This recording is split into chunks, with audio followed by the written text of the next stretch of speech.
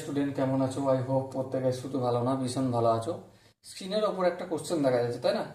তো প্রশ্নটা কি সেটা আগে আমরা মন দিয়ে পড়বো। কি বলেছে দেখো, দুটো পূরক কোণের অনুপাত 2:3। তাহলে একটা কোণ আর একটা কোণ, দুটো কোণের অনুপাত কত? 2:3।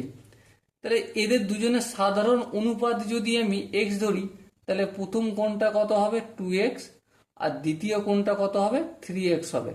আবার এই দুটো একে অপরের সাথে পূরক বলেছে, তার মানে 2x plus 3x equal to 90 degree.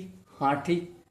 তার মানে 5x ইকুয়াল টু 90 ডিগ্রি। হ্যাঁ, তার মানে x equal to 90 degree by 5। তাহলে কত হবে?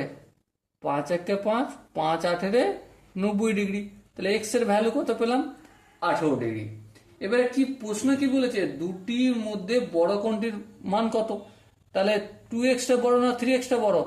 অবশ্যই 3x-এরটা বড়। 3x মানে কি? 3 × 18 ডিগ্রি। 3 × 18 কত? 3 × 18, আই হোপ প্রত্যেকে জানো, 54। Okay. So my dear Watson, এখানে যে চারটে অপশন আছে তার মধ্যে দেখো option B is the right option. I hope এই প্রশ্নটার আনসার প্রত্যেকের বোঝা গেছে, কোন কনসেপ্টটা কাজে লাগিয়েছি। সো দেখা হচ্ছে পরবর্তী সেশনে। ততক্ষণ পর্যন্ত ভালো থেকো, সুস্থ থেকো এবং জয় হিন্দ।